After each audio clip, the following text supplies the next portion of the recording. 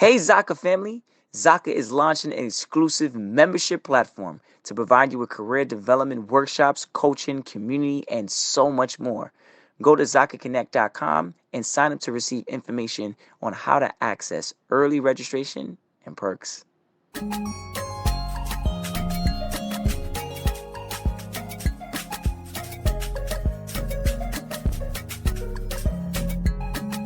Hello, everybody. This is Paul Herman, the Prince of Motivation and host of Zaka Presents My Journey. We're creating this vulnerable and positive platform where you can get inspired and motivated from different leaders from our community. Today, our guest is Jessica Otse, who is a media and brand partnership executive and also actress. Jessica, welcome to the show. Hi, I'm glad to be here.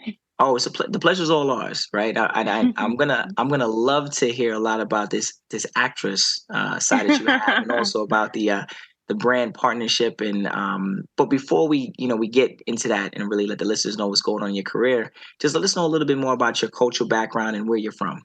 Okay, so I'm Nigerian. I was born in Nigeria. I immigrated here to America when I was 4 years old.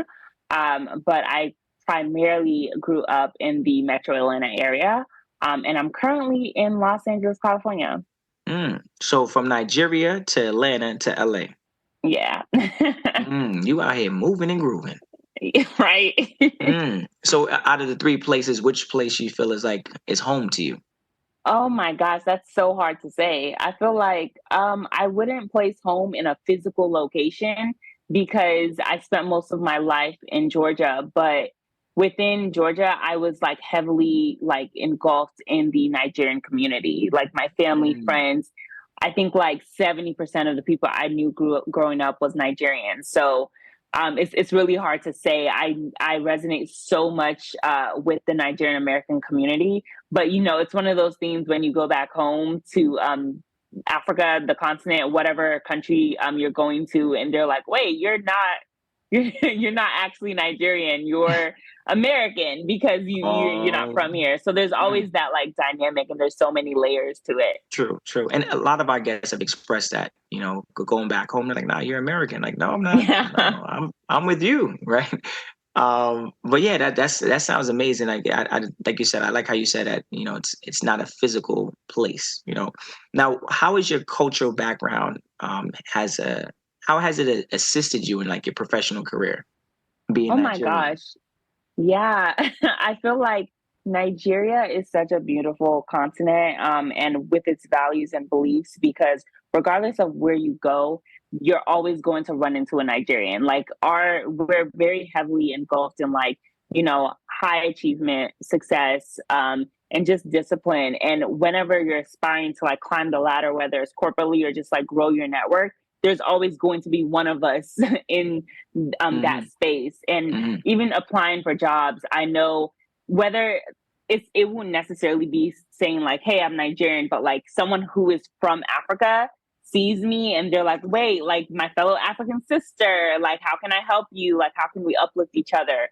So just Hmm. being directly from the continent and really understanding what it is to be an immigrant, I feel like that in itself has connected me more with people because it is a minority over here in America. Hmm. Hmm.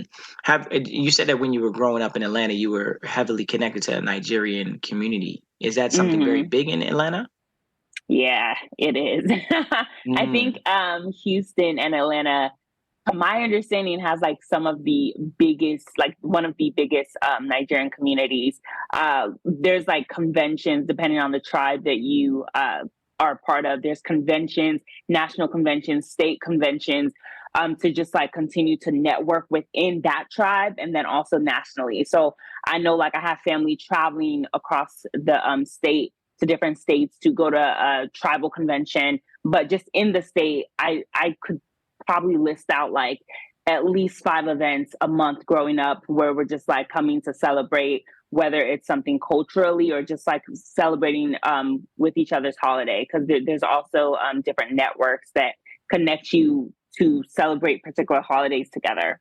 I like that. I like that. I know some of the previous guests had talked to us on the show about like when they moved or migrated over here.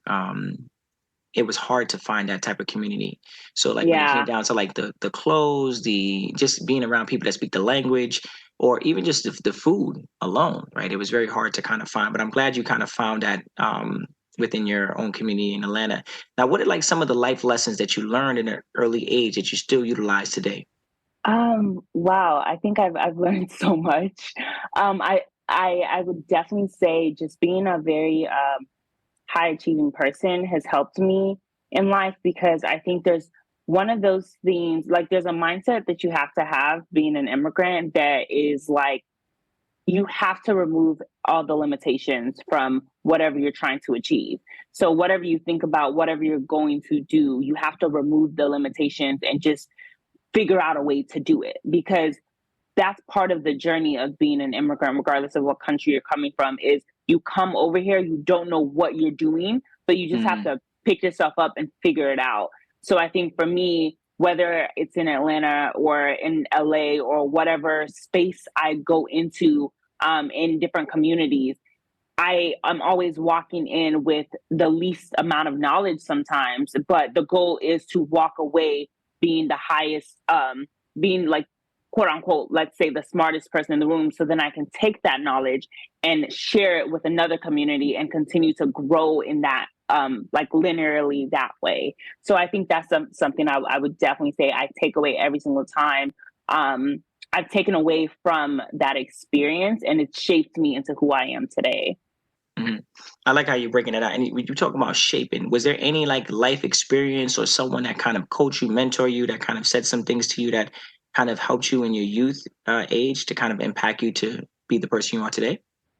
I would definitely say my dad. And it's so crazy because my dad honestly wasn't around much when I was growing up.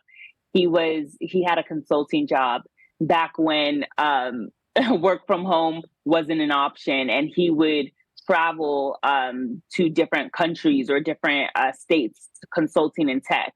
So he was home only on the weekends, and that was what I knew all my life. But every single time I saw him, I just saw how hard he was working, because I have four siblings, so it's a family of seven, and I saw how Mm, hard he was working to just provide for us. And any single time that I particularly had a question or I needed time from him, he would always make time and just prioritize family, but also, getting your stuff done.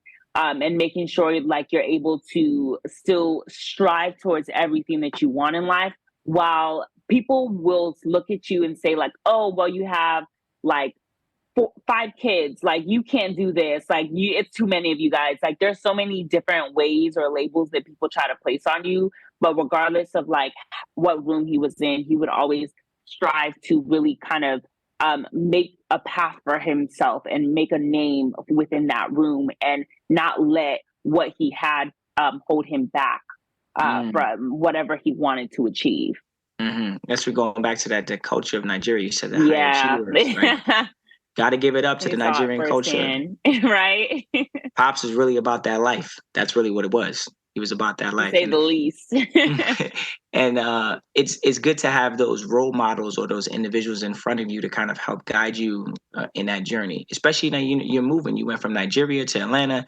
Now you're out in LA. Just trying to find like your center, find your ground, like grounding yourself, and having someone like a coach, a mentor, or obviously a mom or a dad at that level to kind of help guide you really does help out a lot.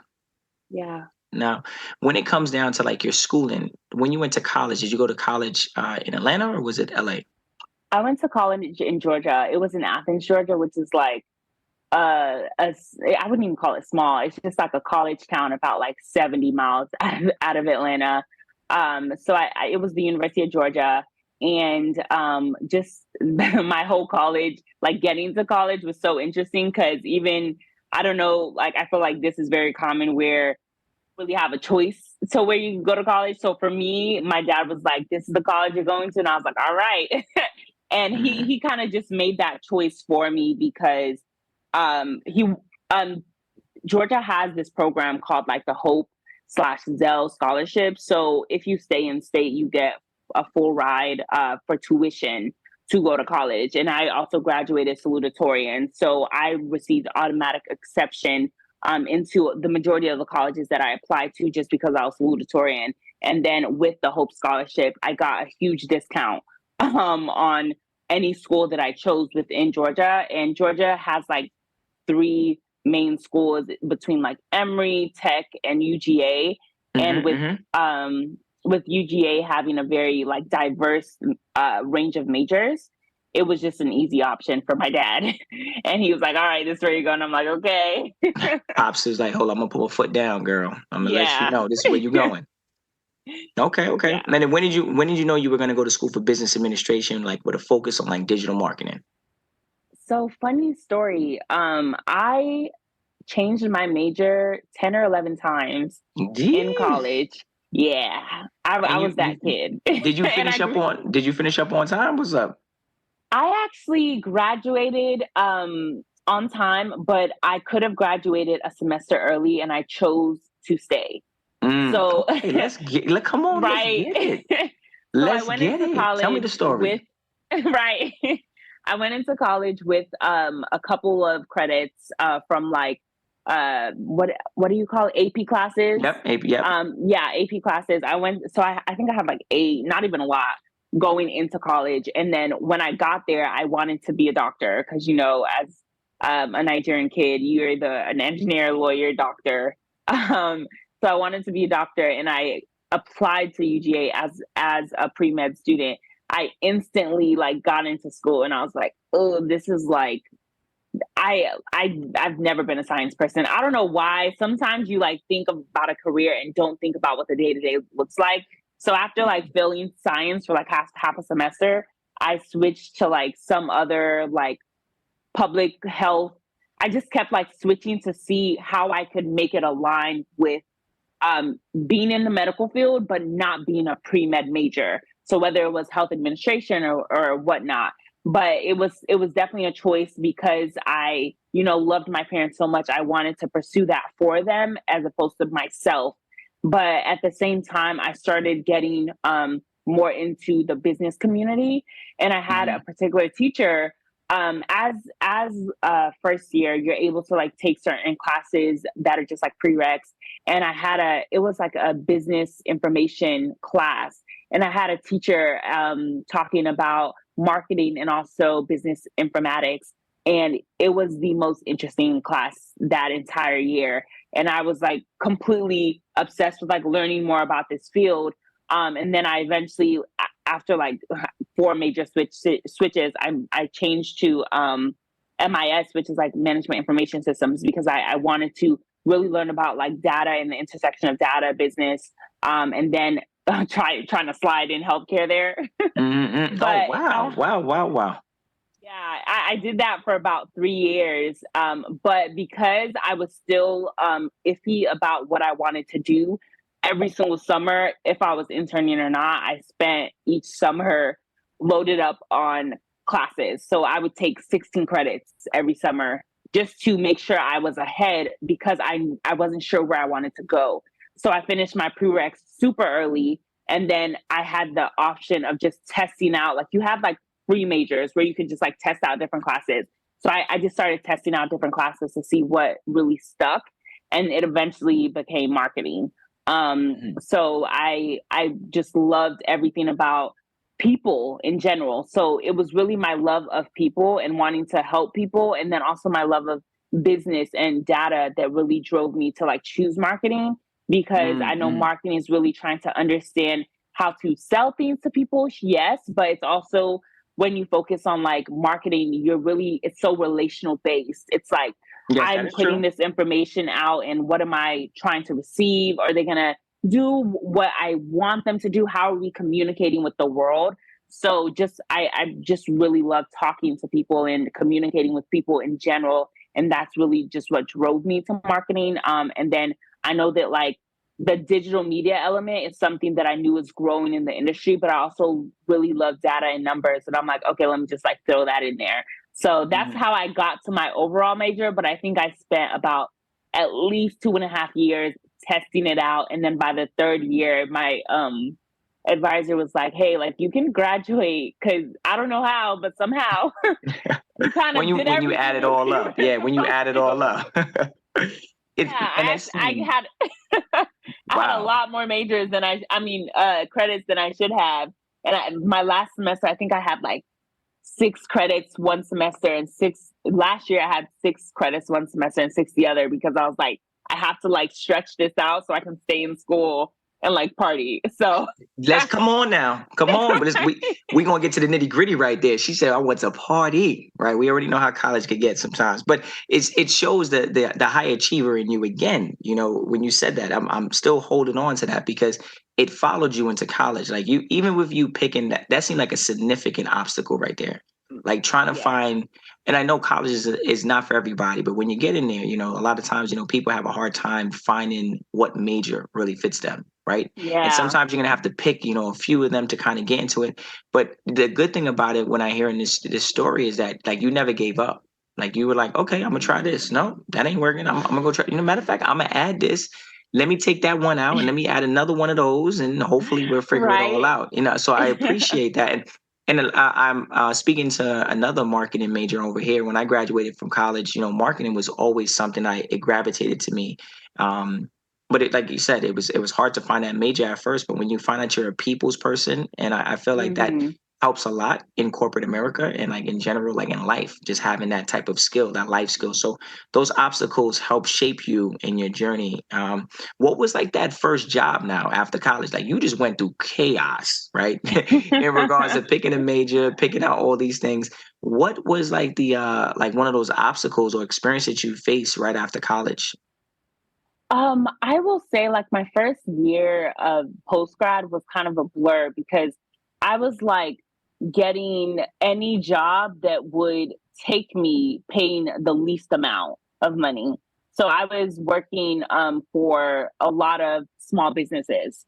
I'm just doing marketing for them. So it was really just a lot of busy work because they were just throwing me like what they didn't want to deal with. But what I will say is that when I had my junior internship in like my junior year going into senior year, that internship is actually what kind of like solidified like my journey in marketing because I went up to Target headquarters in Minneapolis to intern in their promotional I think it was like promotional marketing team.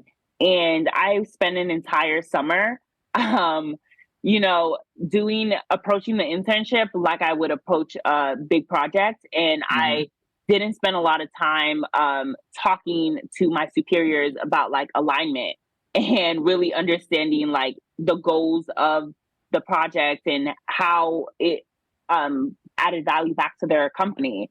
So I think like at the end of the internship, I not only did I like not get a return offer, but like the my manager said something to me that I will literally never forget. And she said, I'm not confident that you could ever succeed in the corporate space. Ooh, And it stuck to me so much because not only did I like cry about it for like a week wow, straight, wow, wow, wow. but I really had to like sit with myself and like try to dissect alone like what she meant by that. And I really understood for myself that it was really something that not only was I not set up for success, but I didn't know what I didn't know and I didn't know what questions to ask. So it was definitely one of those things where had I asked the right questions, had I, been as inquisitive as I typically am, I would have been able to figure it out on my own. But I was kind of just like imposter, like I had a lot of imposter syndrome, and I was the only Hmm. Black intern. In a like Minneapolis is so white. I was the only Black intern in this like very white space, and I just kind of took the role of like, you know, be seen, not heard, don't say too much, don't make too much noise, just because I didn't want to feel left out. I mean, like I didn't want to like stand out too much. And by doing that, I kind of just like set myself up for failure by not like asking or, kind of diving into where I should have. So then Hmm. I think when I actually got a job that like gave me a lot of responsibility, which is when I moved to LA, my initial job as a marketing coordinator, I like I excelled in that job so much only because there was nothing, like, you could not shut me up. I was asking the stupidest questions left and right, and I was always making it a point to like leave the room knowing that I understood to every capacity what everyone needed, where the next step was, and like every single level of like what it meant to move our project or move whatever it meant, like whatever we were doing into launch. So there were so many things that I learned from that one experience, because I feel like everyone has to have a bad job experience. And I'm just so glad that like mine was while I was still in college, and then I having it graduated. early on. Having it early.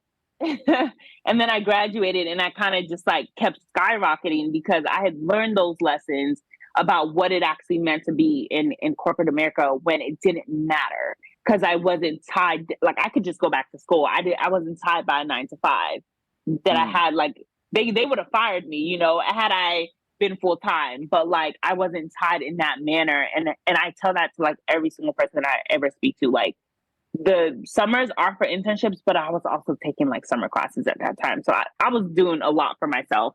But the summers high achiever. Like, high achiever. Right? We're going back to it. I'm gonna tap onto that. High achiever. Let's get it. Come on. I'm loving it. What was like, if out of all these experiences right there, like what is like one of the most proudest moments that you had so far? I would definitely say that was just like moving to LA. Believe it or not, like out of everything in my career, I think moving to LA was an investment I made in myself to kind of know what I wanted and like jump at it wholeheartedly. And I knew that I wanted to be in the media and entertainment industry, particularly within whatever career that I chose. So I've always had a high inclination to the media and entertainment industry. So when I jumped to LA and I was like, you know what, I'm just going to do this. I didn't have a job. I didn't have any money. I didn't have a place to stay. I literally came to LA with like 2 suitcases, my car, and thank God I had a friend who gave me an air mattress for a month. So when I actually got here and she only like gave it to me for a month, I literally hit the ground running and was like, I have to find a place to live. I have to find a job. I have to put myself up at a good, like in a good standing place by the end of the month. And I did that in like 3 weeks, but it was definitely something that I've never betted on myself so much until I did that.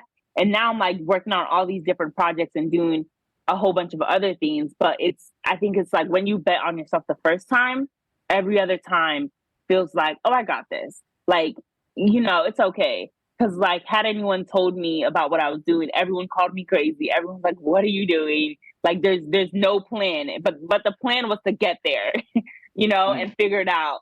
So I think after the initial jump, every other jump just feels so much less significant because you're already over the fear and the anxiety, and just like the crippling thought of like, what's going to happen? Like the crippling thought of failure. You're already on the move. The ball is already moving. The ball's. It's like when you said, like having that job, that bad job, like it got you prepared for the corporate world. So it's like what you're saying right here. You know, where you're like, okay, you know, I'm gonna move. I'm gonna take a bet on myself.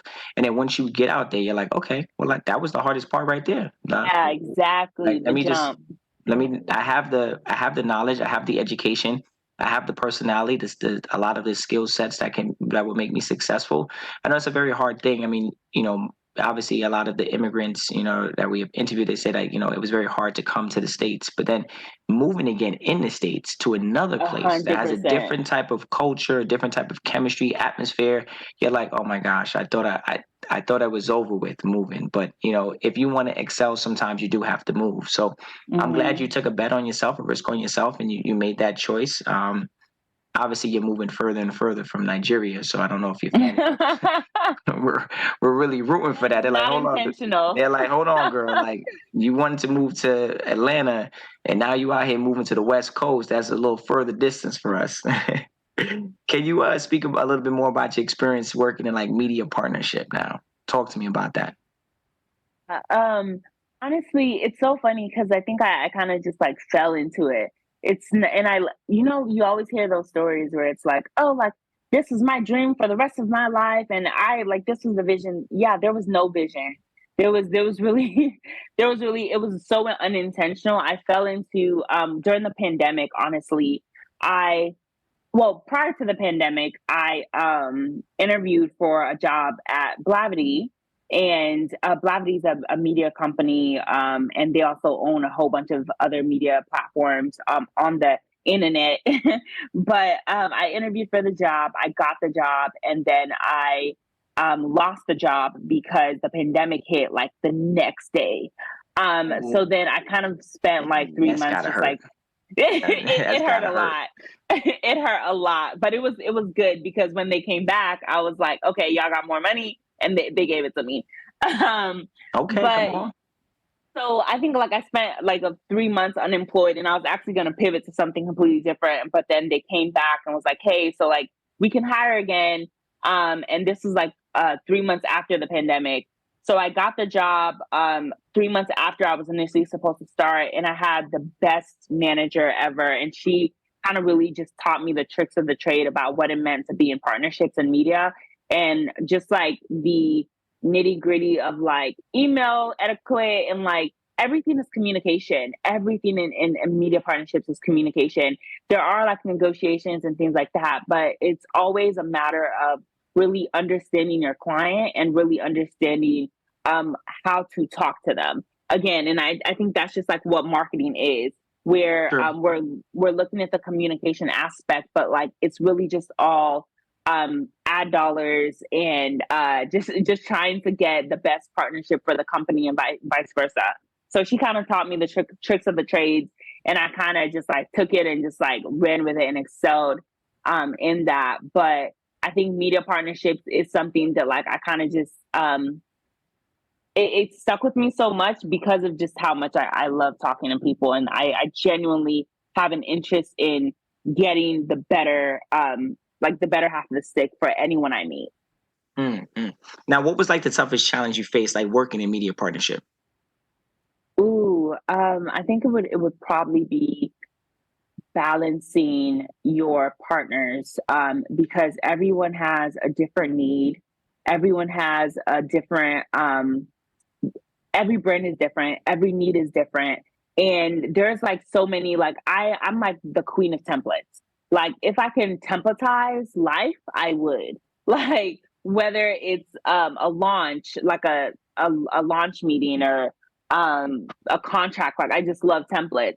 But the amount of research that I would actually have to dive into initially to like learn about my client, and then also after learning about my client, really balancing their needs. And this is like coming from someone who's holding a portfolio of like 30 25 to 30 clients at a time. So I'm Mm. not just saying, hey, like one or two people. I'm talking about no, 30 organizations, and knowing at the top of your head where each where each of them are at any point in time, what the status is, what their needs are, who is the like who is who. And in your head you have like over like maybe like 150 contacts like every single day. So that is something that it's really hard about it. But then once you actually get it, it's like, all right, cool. Like, how can I make this easier for myself? And like, I literally love diving into like Excel the most, to just like jot as many notes as I can about each person I talk to. But like, I think being organized is like the biggest savior about just being in this industry. That is a life skill. I mean, Yeah. I'm gonna commend you on that. That's like, there's a lot of people out there that might be like, oh, you know, I'm good for the job, but are you organized for the job? Is the next question. Yeah. You know, could you staying organized is a very hard thing to do. You know, especially when you got a lot of things being thrown at you, things that you know that take time. You know, you got organization is a very big thing. You know, so to have that as a life skill that kind of travels with you, you know, it's a transferable skill. So anyone that's listening right now, tap into that. Get organized. and get organized for yourself first, so that it's easier to transfer it over to your office or wherever you do work at stuff. Yeah, that's Now, true. having to work in like tech, like how is it important to have a platform that elevates, positive Black people? Oh my gosh. Like in this world, and I hate to say it, but like it's like I feel like it's so bad when you feel like 20 years prior was better than your now. Like there's the amount of legislation that's being overturned, and like just the state of our economy right now as it approaches and it tries to communicate with the Black community is like so out of whack. It doesn't even make sense. So like I think diversity and inclusion and just like uplifting positive stories is like the most important thing that you could do, because there's like so much history that we are trying to unwrite in every single space that we walk into. And unfortunately, I feel like every single Black person is kind of like being subjected or like a token to whatever stereotype they're trying to like unwrite, right? So having positive stories within the company and having them, especially when it's a big company, if you have reach, having them uplift that story to change the narrative that we're so used to that never aligns to honestly the majority of us, whether it's within the Black community or like any other community of a minority community. There's so many stories that it's people feel like our experiences are shared, and yes, it is shared to an extent, but each individual is different. True. Each individual in like regardless of what culture is different, and trying to look at the nuances of that individual person to tell their story resonates with a million people. But it's like you really have to get to specific sometimes and really just focus on the positivity, because when we're so used to being seen in a negative way, that's what the mind like kind of resorts to, being like, hey, like what is like the worst part about this person, where it's like, no, we're not looking at that now. We've been looking at that for the past 600 years. Like Come on, let's change move. That's let's right. change Change the the narrative. narrative. That's right. Come Yeah. on, tap it up, clap it up. Changing the narrative, and sometimes it takes a community to do that, but it also takes individuals to step up to do that as well too. You know, 100%. and sometimes it's a very hard thing to do. To kind of change that narrative, especially previous guests had talked about trying to change the narrative in their office when it came down to that, right? And it was a very hard thing, like self-advocating for themselves and more importantly for their community. The minorities in there. Women of color. African males. It was very hard to kind of do that, but through time and finding the right people and finding your right tribe, right? It's funny how people call it that. Finding your tribe, it goes back. When you find that tribe and you work towards a common goal, and sometimes it's hard to change that chemistry if the narrative has never had that before. And then now you're like, oh, let's implement this to kind of bring more of that culture into but it's got to be a higher up decision as well too. They got to be like, oh yeah, we agree. Let's make that happen. If they don't, they do it in a very small way, and they're like, okay, we're implement this year, and then hopefully next year we'll do it again. But there's no guarantees. But I commend you for that. Something I want to talk about a little bit more is I know the audience that are listening right now, they're probably saying, okay, hold on, Paul and Jess, talk to us about this media partnership. Like, what are some of the qualities that you think are necessary to succeed in that industry? Ooh, it's actually, I feel like it's kind of like easier than most because unlike like a lot of like the heavy data driven tech roles, it's not technical. Like being in media partnerships is so like soft skill driven. And a lot of people, the higher you go, everyone's like, okay, who's your network? Like, what does your network look like? Who do you know? Like, what partnerships can you bring to this company based off of your experience? But when you're really just starting out, it's as small as like email etiquette or like organization, just being an organized person, having high time management skills, especially when you're like leading meetings and trying to make sure that like y'all are not just talking about nothing for an hour and you're actually driving something forward every single meeting. Like I know when I was starting out as an associate, like really the soft skills were just like paying attention to detail with the presentations that I was creating for my superiors, or just like knowing people by name and talking to people and letting them know your voice and your That's face. clutch. That's Like clutch. that's so important. And just being organized as you're like trying to manage all of these different people and clients. But it's so soft skill driven. And I think the higher you go, what matters more is the people you know, as opposed to like the skills that you have. Because once you already have the skills, in order to grow, it's like, okay, what connections have you made not only within this organization but like outside of it? Now, with the connections, I know that in the industry, in a sense, you're going to deal with a lot of unhappy people at times. Yeah. Right? How could you just give an example of where you had to go above and beyond to kind of please a client at that point in time? I'm like, are we talking about the 10 p.m. meetings or the 5 a.m. Whoa. meetings? Oh, Like, no. You said 10 p.m., not even 10 a.m. oh yeah, 10 p.m. Yeah. Oh, wow. Come So on. I think one thing Come I will definitely on. say is a time. It's like the time thing where it's like the one thing this job or this industry will do is try to take your time. And clients, I feel like sometimes they feel like they are the end all be all. They are the center of your world. Even though you know you have 30 clients, each client is like, no, we need all of your attention. So I wouldn't say like which particular partner, but I know I've had a few situations where a client is coming with like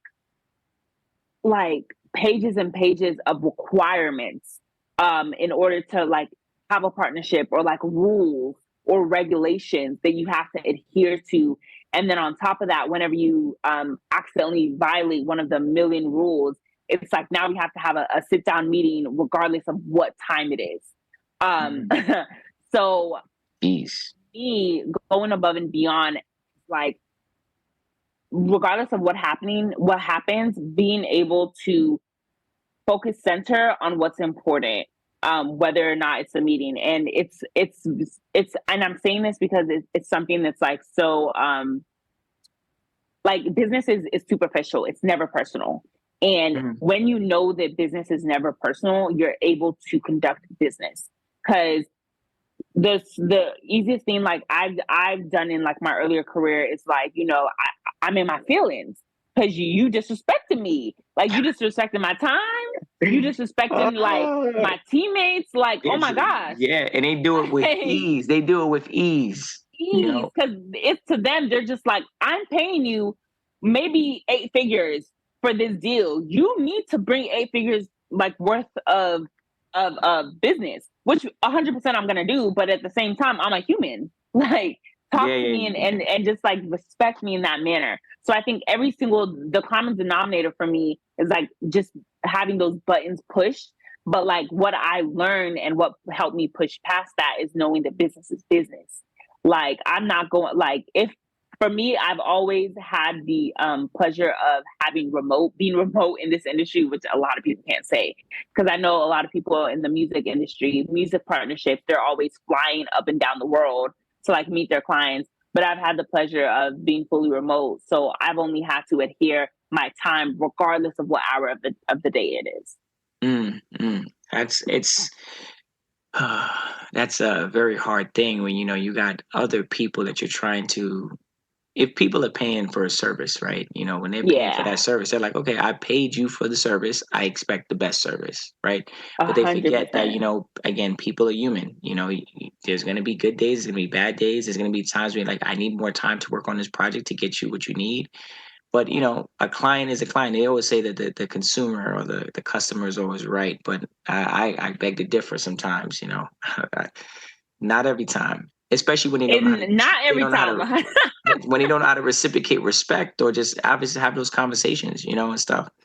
How did you like find your voice, like working in corporate? Ooh, I think mentorship was important for me because I've had so many bosses that would tell me that I carried so much value, I just had to speak up about it.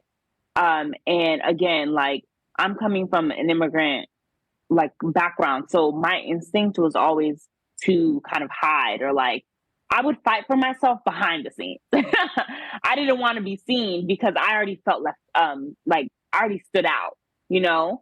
Mhm. So for me, I'm always like, like, how can we do this nicely?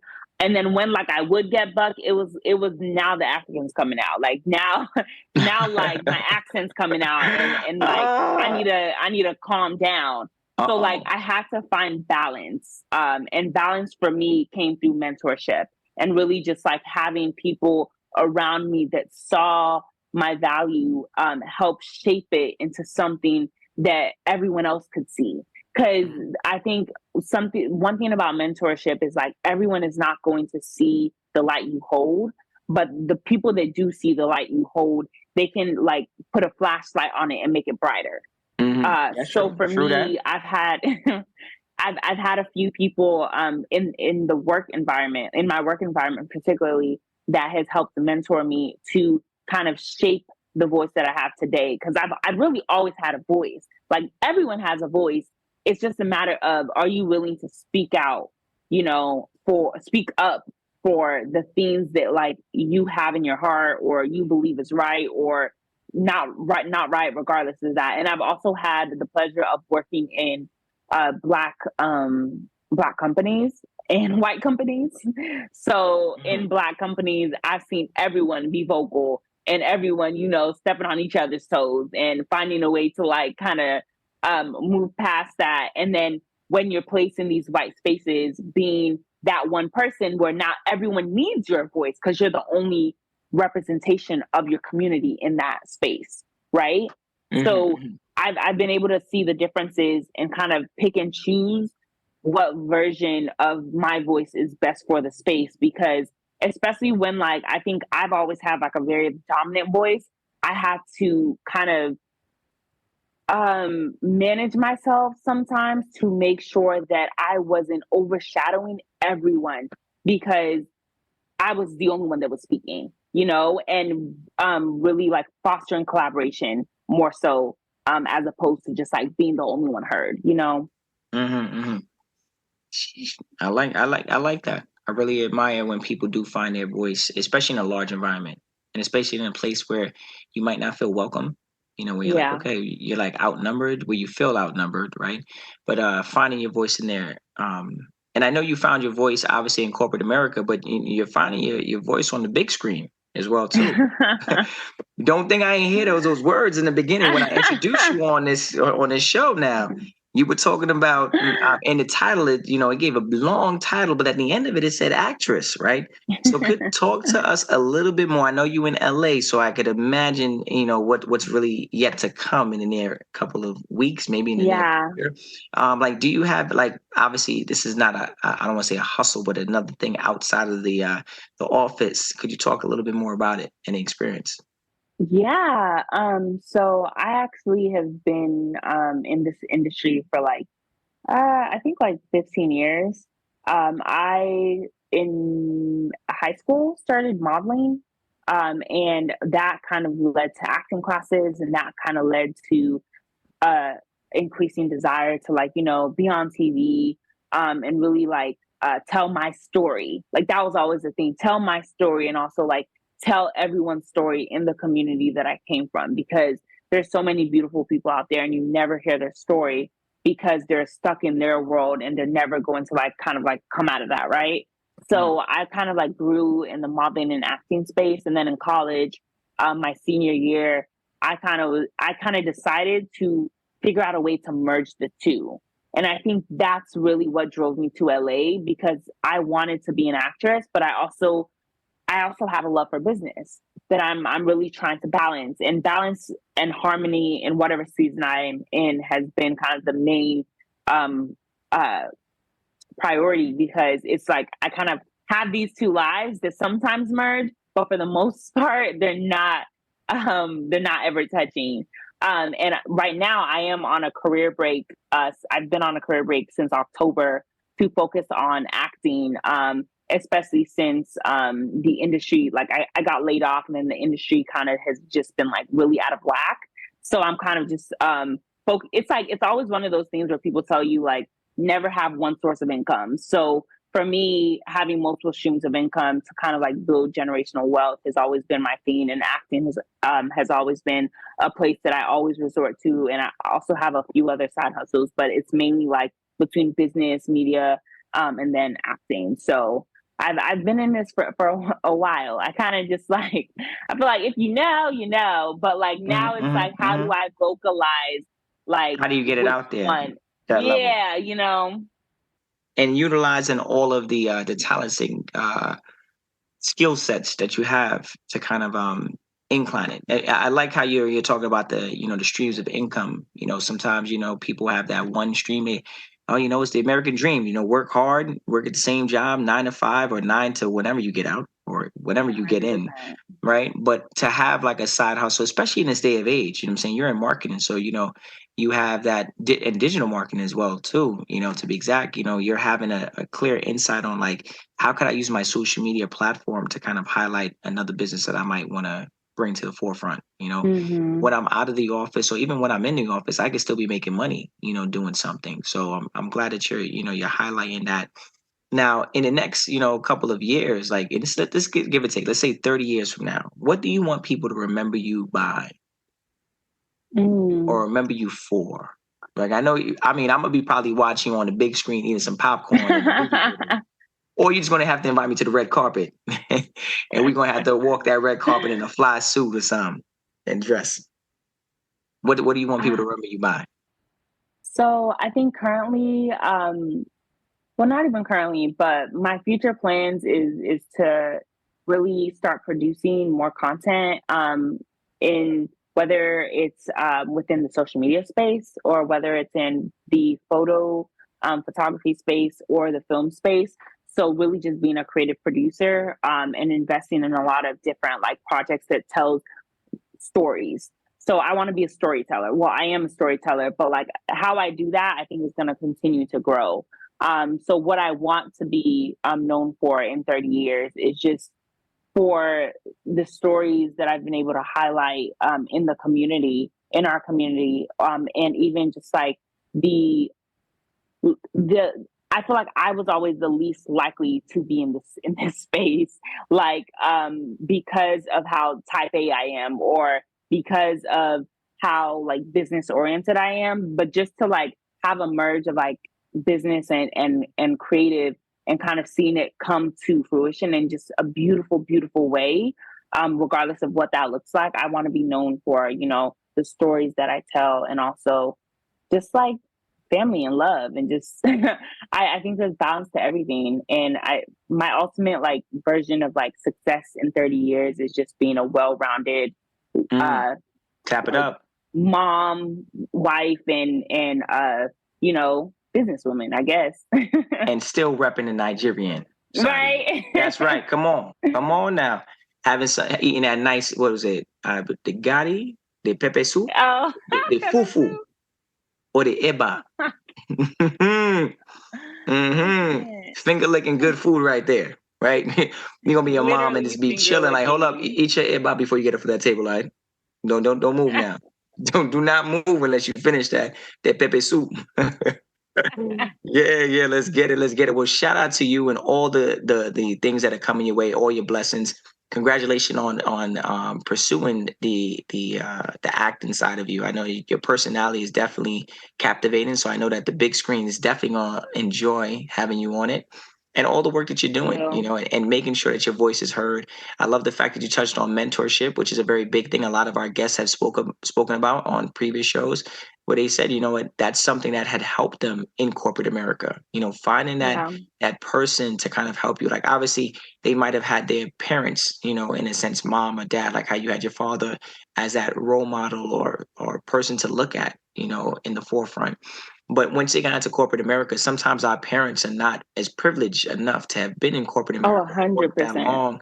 So to find Yeah. somebody in there that's willing to help you and more importantly understand you and the person that you are and the person that you're potentially going to be is a gift within them, but it also goes to show that you have something inside of you. You have a light that shines bright. So Yeah. congratulations again, Jessica, on all the things you're doing. Thank you so much for just joining us on the show today. Thank you. Mhm. And I want to let the listeners know if you want to hear more inspirational stories like Jessica, please check us out on ZakaConnect.com. Follow our feed on social at Zaka Connect and follow our feed, Zaka, wherever you listen to your podcast.